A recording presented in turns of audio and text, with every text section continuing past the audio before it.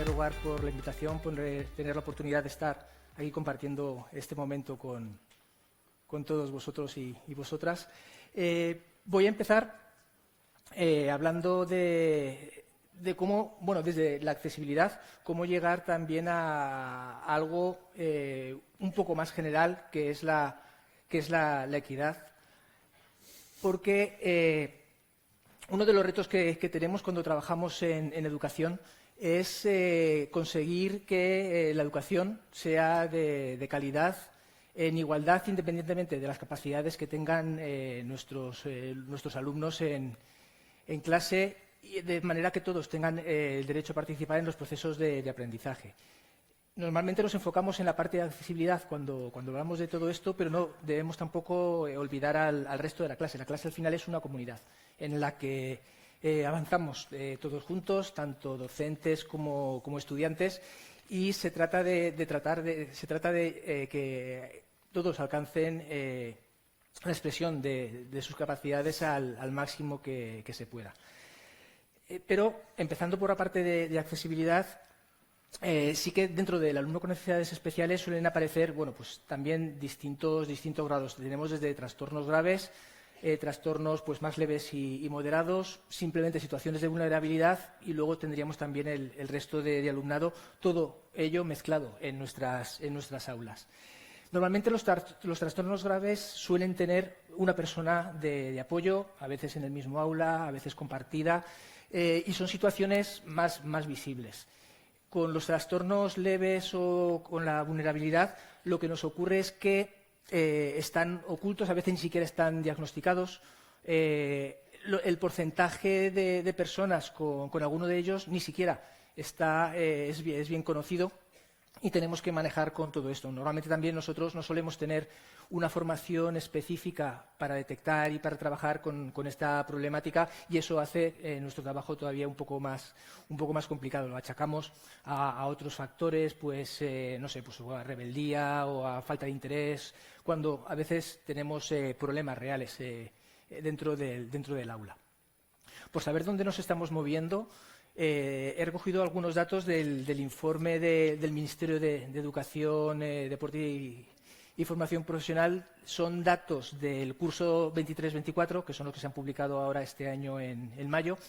Esto es la evolución del porcentaje de los alumnos con necesidades de apoyo educativo. Tenemos los que tienen necesidades especiales, sería esta línea de aquí abajo en gris, y luego serían esos trastornos graves de los que hablaba al principio, esa parte de arriba de la pirámide.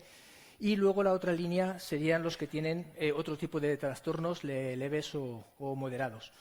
Podemos ver cómo, bueno, la línea es lineal, es ascendiente, más o menos pues, de forma constante en el caso de las necesidades especiales, pero ahí sí que podemos ver cómo, en el caso de esas necesidades, esos trastornos leves, en los 2 últimos años ha habido pues, un incremento muy grande. Normalmente es no porque ahora haya más, sino porque ahora se detectan y porque ahora son situaciones que conocemos y que a lo mejor antes no tratábamos. Aquí, bueno, en esta tabla no se verá. Luego las transparencias las dejaré subidas por si luego os interesa acceder a cualquiera de los datos. Bueno, no sirven para mucho porque ya los veréis, son fotos y una frase y poco más, pero bueno, para recursos como estos pueden venir bien. De todas formas, la fuente está también ahí enlazada. Es el informe que os comentaba de este año. Aparecen, los que tenéis en amarillo serían los que entrarían dentro de esta parte de trastornos leves y moderados, pues altas capacidades, trastornos en el lenguaje y en la comunicación, el déficit de atención y también trastornos de aprendizaje. Por ver la situación también por tipo, los trastornos de aprendizaje, claro, es una especie de saco donde entra todos los que no son los demás, y entonces, bueno, pues son una línea mucho más alta. El trastorno del lenguaje y también las altas capacidades se encuentran, bueno, pues más o menos una tendencia parecida. Aquí al final parece que hay algo raro, que han descendido, pero simplemente es que yo creo que en el curso 22-23 aparece por primera vez el trastorno de atención, que hasta entonces no aparecía en las estadísticas. El nivel está más o menos ahí, son unos 60.000 más o menos en el año 2000, en el 23-24, entonces se mueve en esos rangos. Posiblemente también lo que antes se clasificaba como trastornos del lenguaje, pues se haya movido también a alguna otra categoría. Y por ver la situación aquí en Castilla y León, ¿cómo estamos? Bueno, pues este sería el esquema de este último año clasificado por comunidades de estos 4 tipos de trastorno. Ahí tendríamos, por ejemplo, los alumnos que están diagnosticados como altas capacidades. En Castilla y León pues son unos 1.800, pues, redondeando. ¿Vale? Trastornos de lenguaje. Serían algo más de 5.000. ¿Vale? Luego, también las estadísticas, hay comunidades que o no lo clasifican, no separan a lo mejor esos datos. Por ejemplo, por eso aparecen ahí Andalucía y Cataluña, por ejemplo, ahí al final con 0. No es que no tengan, sino que o no han proporcionado los datos o seguramente no estarán recogidos y estarán mezclados a lo mejor con alguna otra de las categorías. En trastornos de aprendizaje, también es una categoría donde era esa categoría grande donde estaba la mayoría de los casos. Fijaos, aquí, por ejemplo, sí que aparecen Andalucía y Cataluña, que en el otro lado no tenían casos, posiblemente porque estén incluidos aquí todos los que faltaban en el otro lado, por eso también esas 2 barras tan disparadas. Y también los trastornos de atención, que os digo, aparecen en las estadísticas de los 2 últimos años, pues ahí sería el lugar en el que se encuentran, pues aquí en la Comunidad de Castilla y León, pues unos 3.000, eso no está redondeado, son 3.000 exactos los que salen ahí en la estadística. Entonces, bueno, todo esto hace que tengamos que manejar de alguna forma toda esta diversidad que tenemos en el aula. Esos porcentajes hacen bueno, y además será vuestra experiencia, yo creo que cada vez más es muy fácil que tengamos algún alumno con necesidades especiales en el aula. No sé si tenéis alguno en todas vuestras aulas. Yo, por ejemplo, en la universidad, que antes, claro, eran alumnos que les costaba más, no era tan fácil que llegasen a los estudios superiores por el fracaso escolar, dejaban los estudios a mitad. Ahora prácticamente todos los años yo tengo en clase entre 60 y 80 estudiantes, tengo yo creo que 1 o 2 seguro diagnosticados por el área de la universidad, que nos envía un correo, no nos manda diagnósticos. Entonces no sabemos qué tipo de deficiencia es la que tienen o qué tipo de problemática, de trastorno tienen, simplemente adaptaciones curriculares que tenemos que hacer, a lo mejor de cara a tiempo extra al examen o a lo mejor cómo atenderles en caso de dudas, preguntas o ese tipo de cosas. Entonces también, bueno, es protección de datos, claro, en la universidad son mayores de edad, entonces ahí la situación es un poco distinta a la que podéis tener vosotros en las aulas, donde ahí posiblemente sí que tengáis, aparte, bueno, con gabinete psicopedagógico y demás, pues sí que tenéis información más detallada de la situación del alumnado.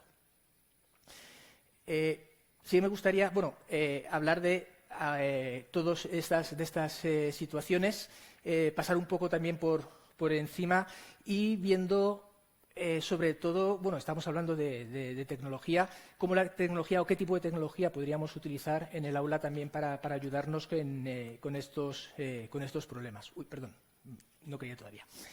En el caso, por ejemplo, de la dislexia, bueno, lo ha comentado César esta mañana, también que su hijo es disléxico. El porcentaje de disléxicos es realmente bastante alto, gente que tiene algún problema, a lo mejor no completo. Está también... no está completamente diagnosticado, pero se estima que es alrededor de un 20% de la población. O sea que aquí, no sé si hay alguien que sea disléxico o disléxica que lo sepa, pero fácil, aquí podemos estar 20, 30 personas que lo seáis sin mucho problema. ¿Vale? La dislexia es un problema, bueno, normalmente lo asociamos pues a dificultades en el texto, normalmente que cambiamos la B y la D, que giramos letras y demás. La problemática es mayor, incluso con consecuencias con secuencias de letras. Y también no es solo una cuestión léxica, sino que también esos problemas aparecen, por ejemplo, en el reconocimiento de secuencias. Enero, febrero, marzo, abril, bueno, pues las personas con dislexia tienen a confundir o a no reconocer bien esas secuencias. Aparecen problemas, por ejemplo, en el cálculo mental, posiblemente porque estén afectando la misma zona del cerebro. Entonces, bueno, pues el problema a lo mejor es más evidente con la parte del léxico, porque todo lo hacemos leyendo, aprendemos leyendo, es muy difícil vivir sin leer. Recuerdo, el año pasado estuve en Atenas impartiendo un curso de verano de IA, y hacía tiempo que no tenía la sensación de ser analfabeto funcional. Claro, a ver, es que el alfabeto es distinto, claro, o sea, es todo en griego, los caracteres en griego. Venía un autobús y no era capaz de saber a dónde iba el autobús. A ver, si miras antes el número, sabes si lo tienes que coger o no. Afortunadamente los números tenemos los mismos. Pero era incapaz de leer ni uno solo de los carteles que aparecían en toda la ciudad. Entonces, tiene que ser una sensación horrible el estar así permanentemente con dificultades a la hora de leer, porque toda nuestra vida se basa en la lectura. Incluso en el móvil, al final estamos leyendo, aunque tengamos iconos y demás, pero el WhatsApp hay gente, a lo mejor con los mensajes de voz sí que se viene un poco arriba, pero en general Internet.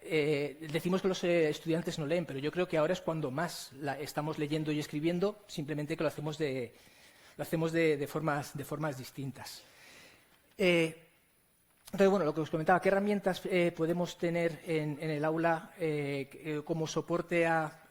Voy a enumerar muchas aquí relacionadas con la dislexia, pero es que realmente van a ser herramientas que vamos a poder aplicar casi en cualquiera de los otros casos. Por un lado, todo lo que tiene que ver, claro, con el texto, con el cambio de la apariencia de textos. No sé si utilizáis... Bueno, hay páginas, además, que están inundadas de publicidad y demás. Casi todos los navegadores tienen un modo de lector, un modo libre de distracciones. Bueno, pues eso puede ser una ayuda para poder leer mejor. También cambios en las fuentes. Esta fuente de aquí se llama Open Dyslexic. No es el Comic Sans, pero lo que hace es que favorece, en principio, la lectura para esas personas, en principio, porque hace, las formas, hace que los caracteres no sean exactamente simétricos y demás. Por ejemplo, se pueden utilizar ese tipo de recursos en los navegadores. También herramientas para pasar de texto a voz, para que nos vayan leyendo el texto, una página web o cualquier documento. Podemos simplemente que nos lo lean, o hay páginas luego que nos hacen como lectura aumentada. Nos van leyendo. De hecho, en el vídeo que acabamos de ver, uno de los finales, se veía los niños que estaban aprendiendo a leer. En el vídeo aparecía cómo las letras se iban coloreando a medida que se leía en voz alta. Eso también son herramientas que ayudan. El reconocimiento de voz de manera inversa, en lugar de tener que leer.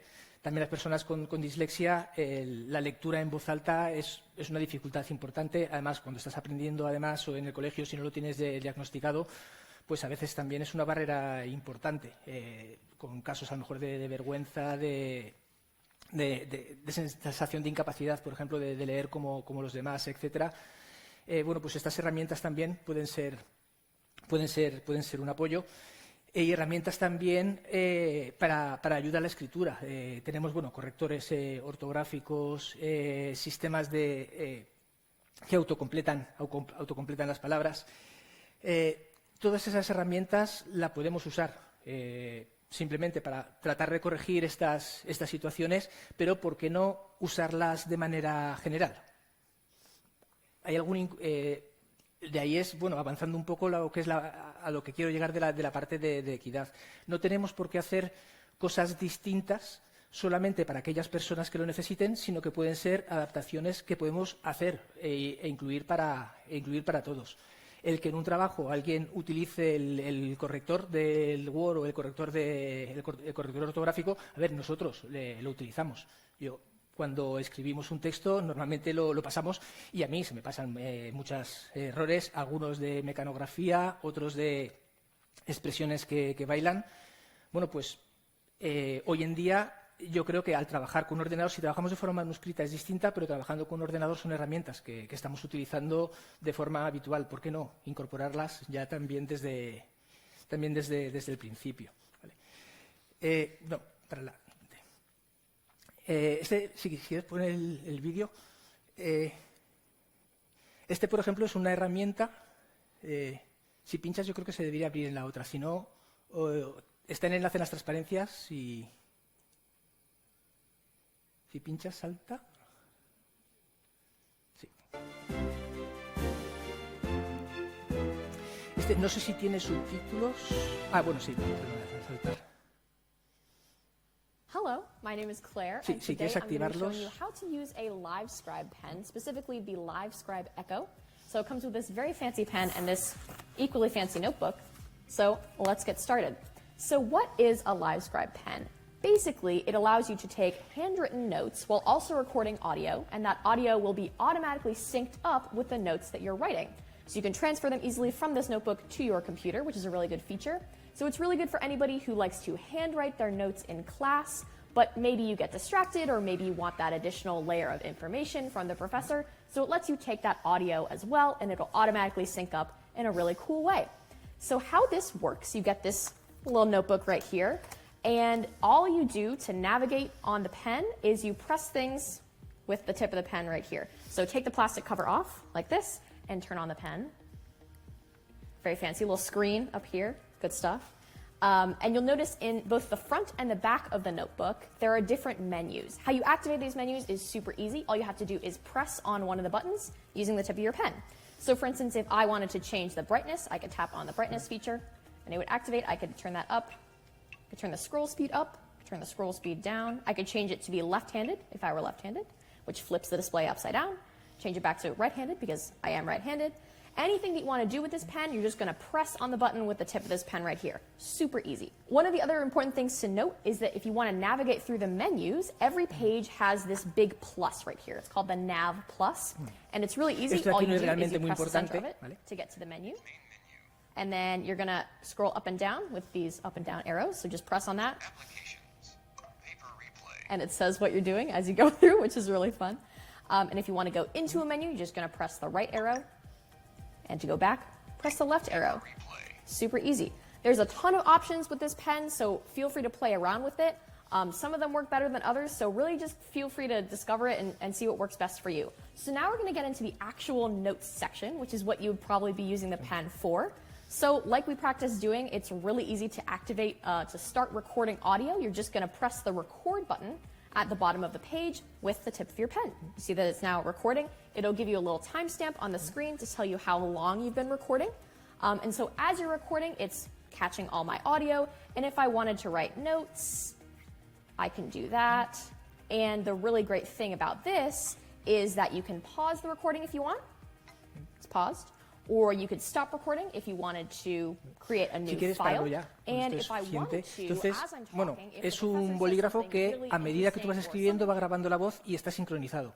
De manera que luego en el ordenador sí que puedes ir viendo el efecto ese de la lectura en voz alta cuando estás tomando apuntes. Bueno, eso era un poco incómodo, ese boli así tan gordo. Me recuerda, no sé si, bueno, seguro que lo habréis visto, esos bolis que había de 12 colores, que parecía que estabas escribiendo con una zanahoria o algo así, porque vamos, te lo quitaban siempre en el colegio porque decías, a ver, es que con eso no puedes tener buena letra. A ver, bueno, ni con eso casi yo era de los que cogían el lapicero como ponían mal en las cartillas rubio por detrás, que, pues yo lo sigo cogiendo así, con todos los dedos así y hechos un guiñapo.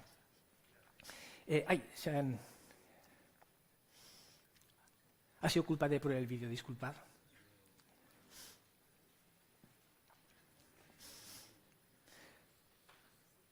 Pero bueno, son, digo, herramientas que tenemos a nuestra disposición para poder trabajar, para poder resolver pues, algunos de los problemas que aparecen. El siguiente era la discalculia. No sé si es un problema parecido, pero que tiene que ver con las cantidades numéricas. Normalmente lo que se diagnostica o se suele establecer que es gente que tiene dificultades con las matemáticas, así como si fuera algo en general, pero normalmente ese problema es que de forma innata lo que no son capaces es de diferenciar cantidades numéricas. Es algo que hacen todos los animales. Un animal, pues no sé, pues si va por el monte y ve una manada de, no sé, de lobos o es alguien que va a cazar, sabe estimar si es una manada demasiado grande o demasiado pequeña para enfrentarse a ella o no. Eso las personas también las tenemos, excepto personas con discalculia porque que no son capaces de estimar bien a lo mejor ese tipo de cantidades. Eso hace, bueno, pues luego genera otra serie de problemas. Ahí, ya vengo. Vale. Otra serie de problemas también que se arrastran en la parte matemática. La discalculia como la dislexia son problemas que no se corrigen, no tienen cura, y las personas disléxicas son niños disléxicos de pequeños y son adultos disléxicos luego de mayores. Lo que ocurre es que, bueno, pues debemos desarrollar estrategias para que luego eso nos afecte menos, también entre comillas, porque sí que ha habido algún estudio que ha examinado, bueno, pues encuestando a estas personas, entrevistas y demás. Por ejemplo, sí que se detecta que son personas que a veces o no se sacan el carnet de conducir, justamente por el problema en los test, o no se presentan a exámenes de idiomas, a oposiciones. Son, bueno, pues simplemente porque tienen una dificultad extra a la hora de presentarse a este tipo de pruebas. ¿Vale? Luego, relacionado con la atención y las altas capacidades, bueno, con la atención sobre todo. Los trastornos de atención, más que la tecnología, eso sí que es un problema de los que es mejor que resuelvan las personas. Son problemas muy complicados para tratar en el aula de forma individual, incluso solamente por parte de los docentes. Son problemas en los que tienen que estar involucrados pues, la familia, también autoridades sanitarias, etcétera, porque son problemas complejos y no son a veces fáciles de manejar. Sin embargo, sí que hay alguna serie de aplicaciones también que nos pueden facilitar el acompañamiento a estas personas.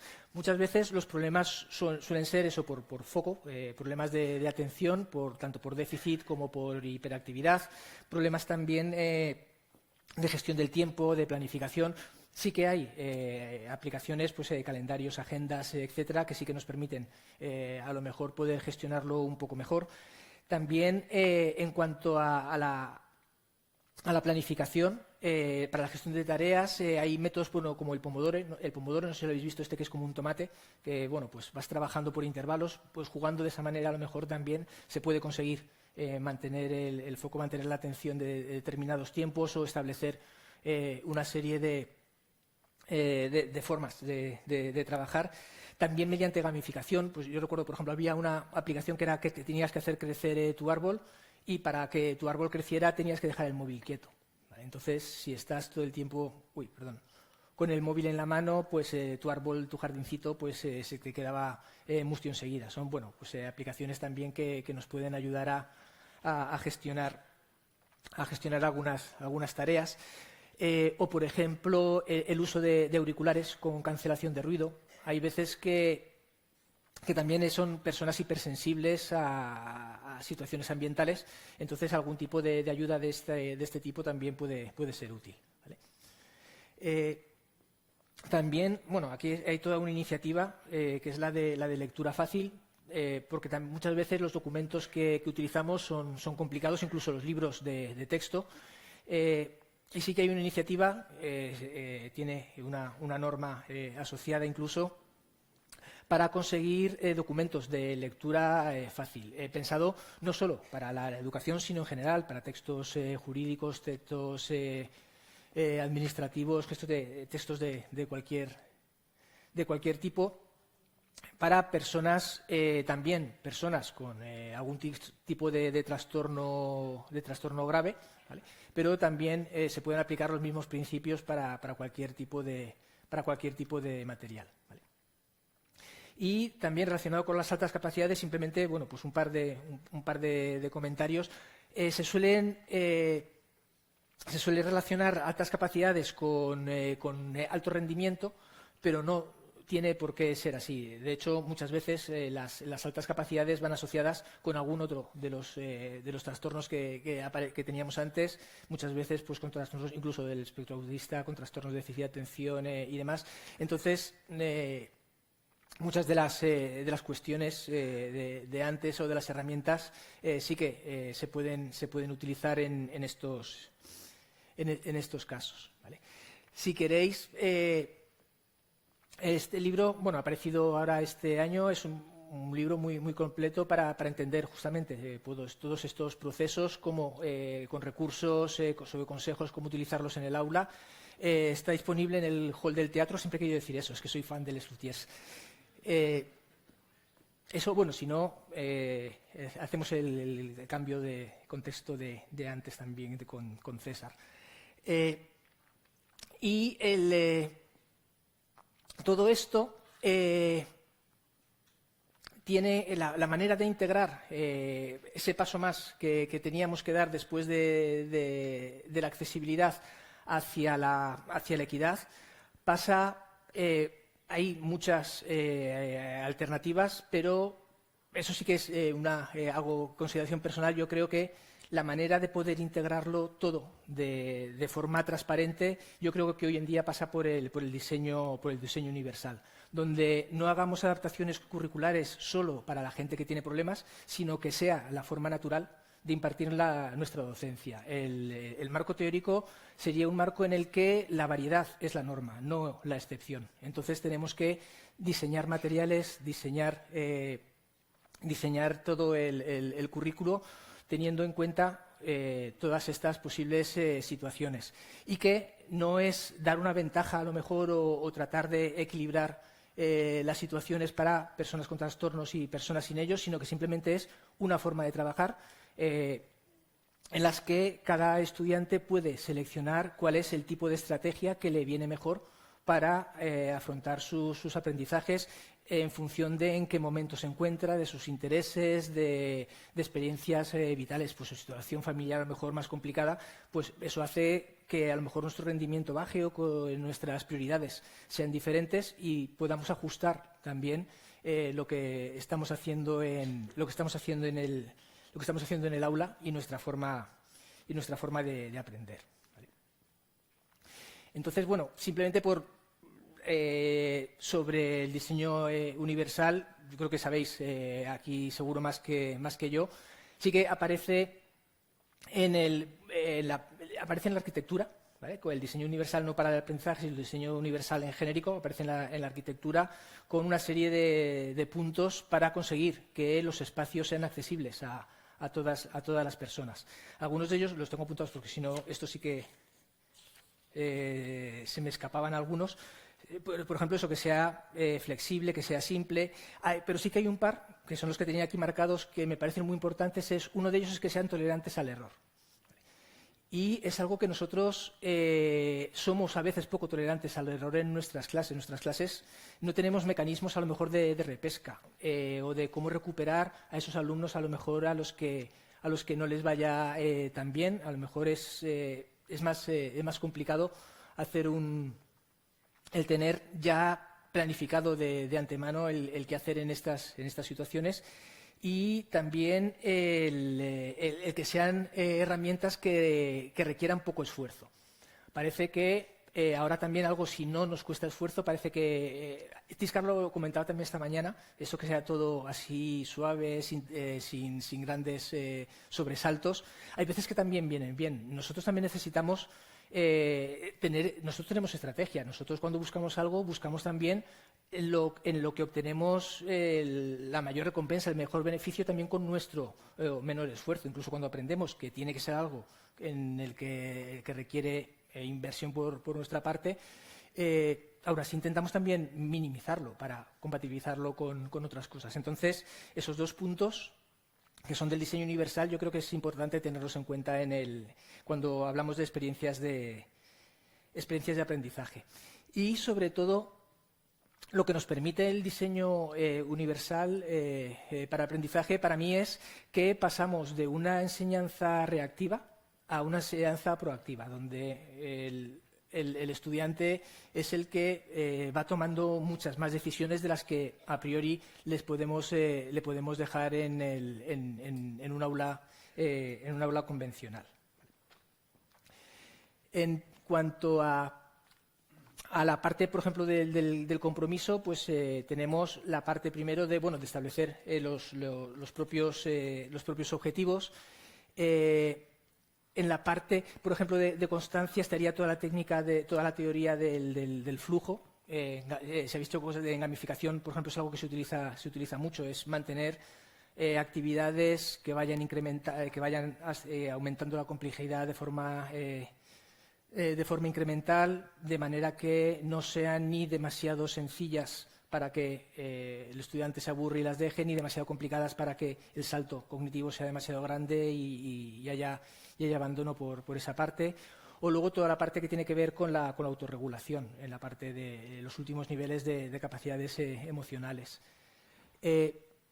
También el diseñar las tareas o dar libertad a la hora de seleccionar cómo realizar las percepciones, cómo acceder a los materiales, si a través de, relacionado con lo que hemos visto de la dislexia, a lo mejor a través de medios escritos, si yo prefiero a lo mejor escucharlo o prefiero verlo en un vídeo, pues tener recursos también de distintos tipos, opciones también para poder cambiar de idiomas, poder elegir los vocabularios con los que perdón, estoy tocando el botón que no, sin querer todo el rato.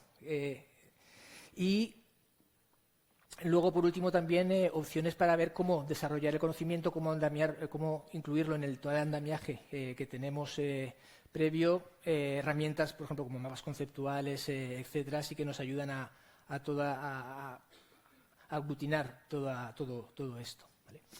Y acabando también, bueno, pues todas las opciones también de interacción, de comunicación, incluso la parte final de desarrollar estrategias relacionado con esa parte a lo mejor más de planificación, de gestión que hablábamos cuando hablamos de los déficits de atención. Hay también algunas iniciativas que nos ayudan a trabajar de esta manera. Aunque bueno, está pensado para las matemáticas, yo he empezado este año, en septiembre, a probar este tipo de experiencias, como son las aulas para pensar. No sé si conocéis el libro, el autor es Liv Dahl, está ahí abajo. Pero bueno, si buscáis aulas para pensar en matemáticas, aparece enseguida en los buscadores. La idea es ver cómo cambiar la manera de trabajar en el aula, y realmente sí que se produce un cambio en la actitud y en la motivación del alumnado. Pues una de las cosas así más sencillas, más rápidas que se hace, sobre todo al principio, es en lugar de... Se suele trabajar en grupo, pero se suele trabajar en pizarras verticales y además que se puedan borrar, ¿vale? Entonces, bueno, veréis en Internet, si veis vídeos o imágenes y demás, pues están en las aulas llenas de pizarras, a lo mejor estas de Vileda o con pizarras, con la gente trabajando en grupo. Y parece mentira el cambio que se produce en una clase simplemente de estar sentado a estar de pie. Es un cambio enorme. Y de estar trabajando en una superficie vertical en lugar de en tu propio cuaderno o a lo mejor en un cuaderno o en un mural, pero en horizontal. Son cambios. Luego hay más, hay hasta 14 puntos, pero sí que son maneras, a lo mejor, de poder trabajar con estos principios de una forma sencilla, porque también sí que ocurre muchas veces que este tipo de aproximaciones, la sobrecarga que tenemos los docentes a veces es demasiado grande. Entonces también se trata de buscar herramientas que podamos utilizar, que nos faciliten también a nosotros cómo procesamos los grupos. Y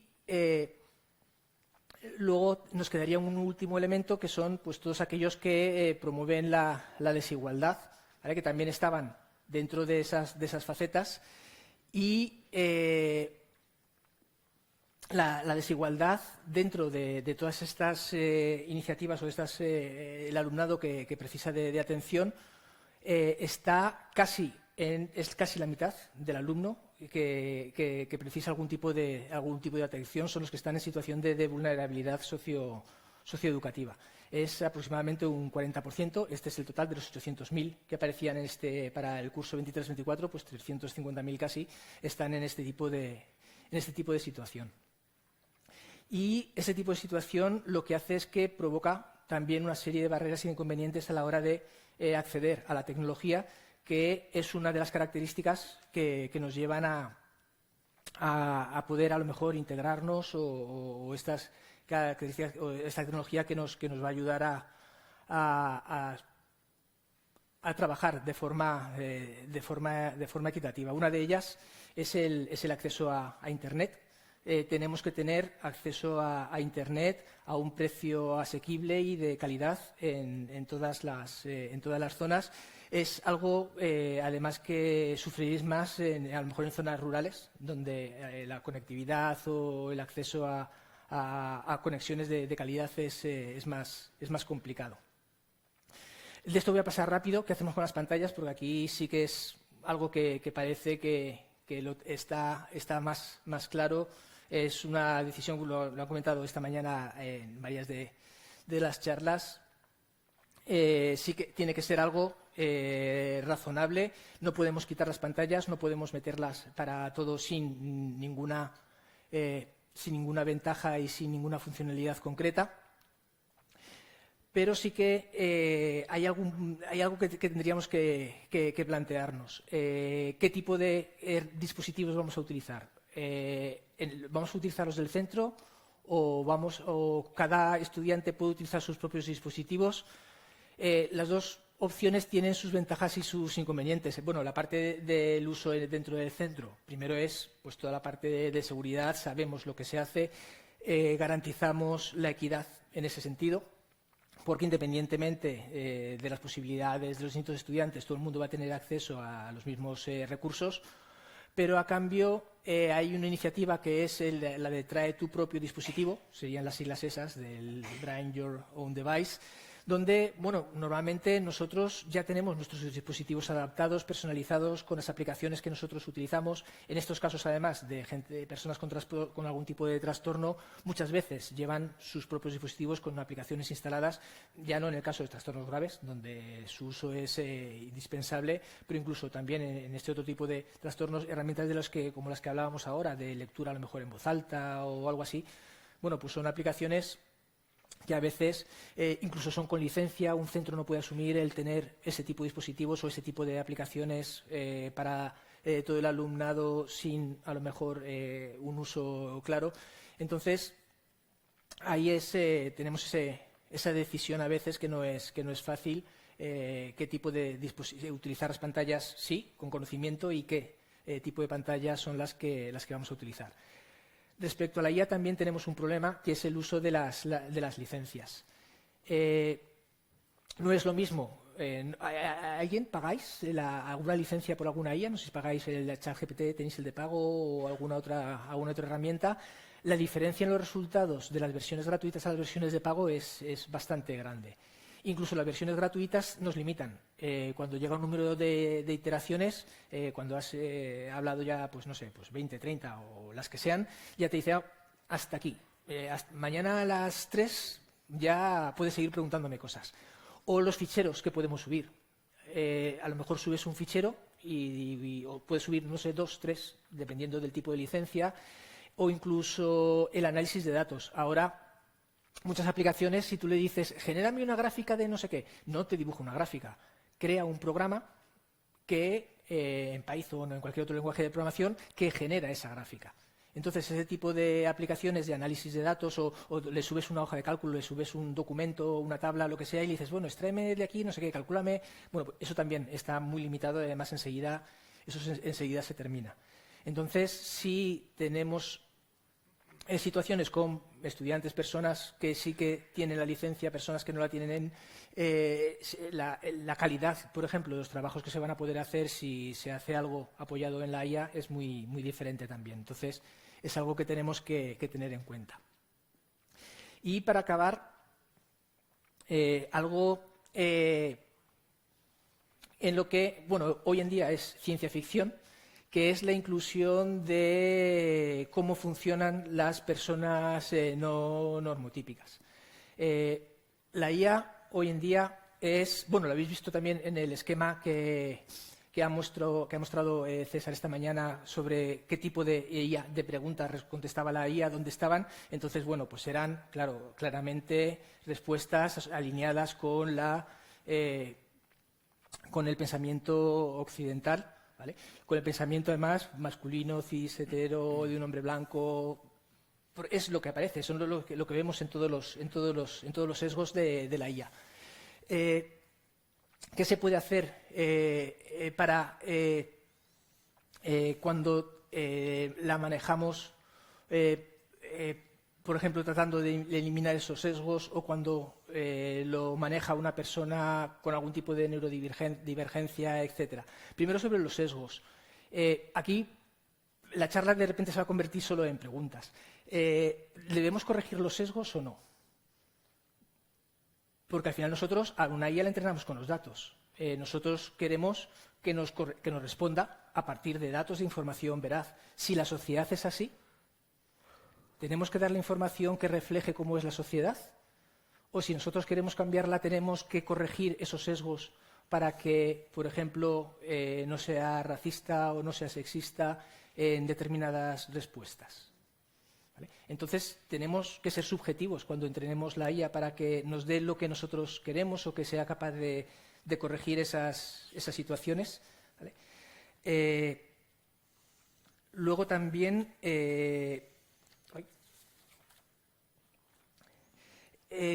cuando también se habla que esas personas pues, no normotípicas sí que se ha descubierto que son una fuente importante para las empresas, pues que a lo mejor se les está contratando pues porque son personas muy creativas y demás.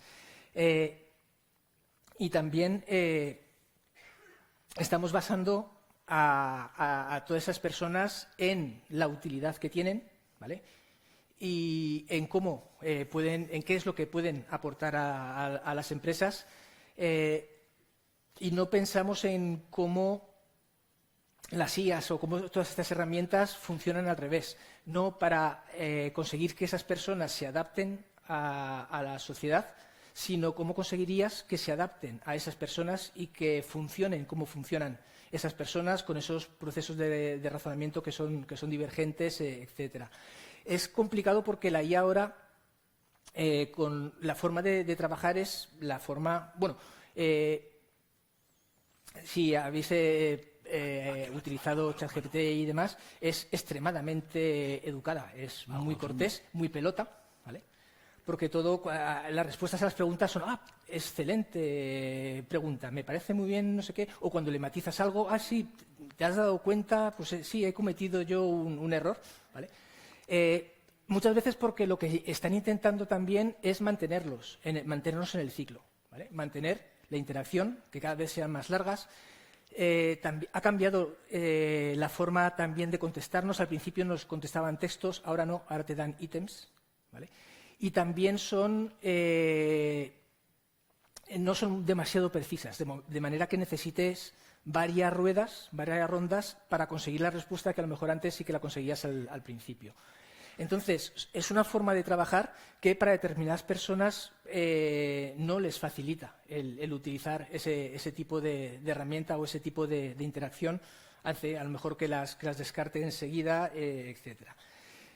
Entonces, este tipo de modelos o este tipo de IA, que tenemos que diferenciar lo que es la IA como tecnología de lo que es la IA como producto comercial que tenemos hoy en día disponible a partir de pues, las 4 grandes tecnológicas que son las que tienen el acceso, las que tienen los datos, las que tienen los equipos para poder realizar los entrenamientos de este tipo de herramientas. Tenemos que ver cómo conseguir que la IA nos beneficie a nosotros, que la IA se adapte a nosotros. Muchas veces no necesitamos grandes modelos de lenguaje, estos modelos con billones de datos que necesitan varios trillones, creo que eran, no sé si eran 13 trillones de textos o de documentos los que había utilizado ChatGPT para entrenarse la última vez. Eso es virtualmente todo lo que hemos escrito en el mundo, todos los libros, todos los blogs de post, todos los vídeos de YouTube están alimentados ya dentro de la IA, por eso nos da todo ese tipo de respuestas, pero no es necesario muchas veces tener esos modelos tan complicados. A veces con lo que se llaman los modelos pequeños de lenguaje, Small Language Model en vez de Large, Sí que podemos tener resultados parecidos en dominios muy concretos, pero es que muchas veces nosotros en clase estamos en un dominio muy concreto. No necesitamos respuestas de cualquier cosa, sino que necesitamos respuestas de nuestro área en concreto, de nuestro área de conocimiento o del contexto didáctico. Entonces, podemos tener lenguajes, modelos de lenguaje más simples que se ejecutan en nuestro propio ordenador, que podemos entrenar, ¿vale? Y que podemos entrenar con conjuntos de datos más pequeños, que no hace falta acceder a toda la Wikipedia, sino que con nuestros propios datos podemos mantenerlos de manera privada, alimentar ese tipo de IAs y poder trabajar con ellas de forma segura. Entonces, bueno, en principio, ese sería la idea o el propósito así final de lo que debería ser una IA útil para las personas y no que nosotros seamos útiles para la IA, que es la situación en la que nos encontramos casi ahora. Y, bueno, eso. Uy, muy tocado.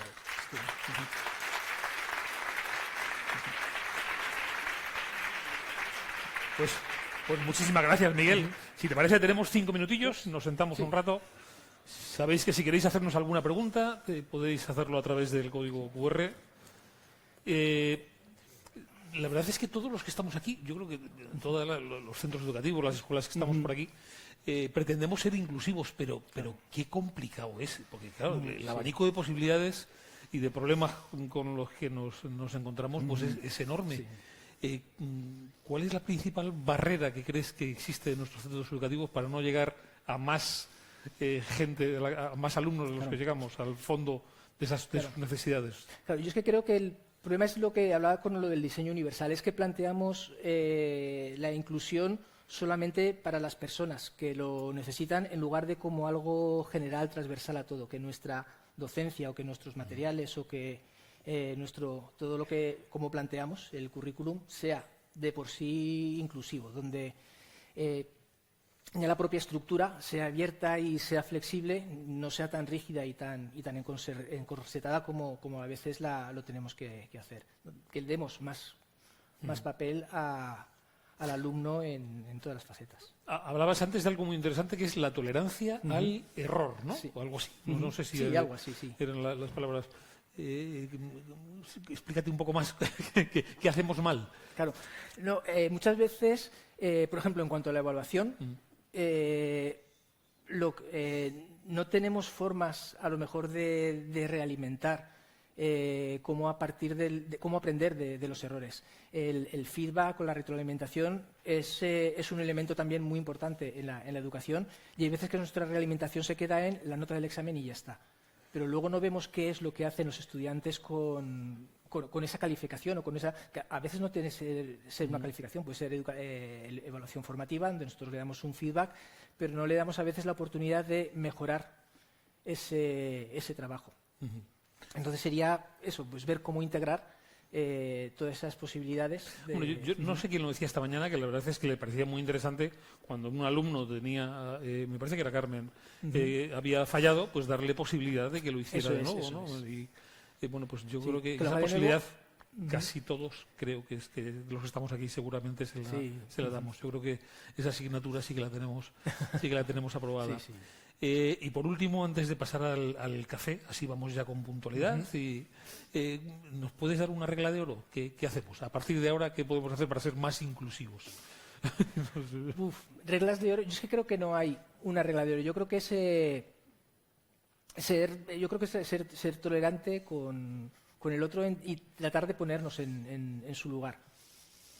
Date cuenta que está muy ligada al propósito y la misión de nuestros centros educativos. Lo que hace es el atender a cada uno de los alumnos que nosotros tenemos. Con lo cual, bueno, pues yo creo que también esta asignatura también la aprobamos. Si os parece, tomamos un café. Hemos dejado un poquito de tiempo para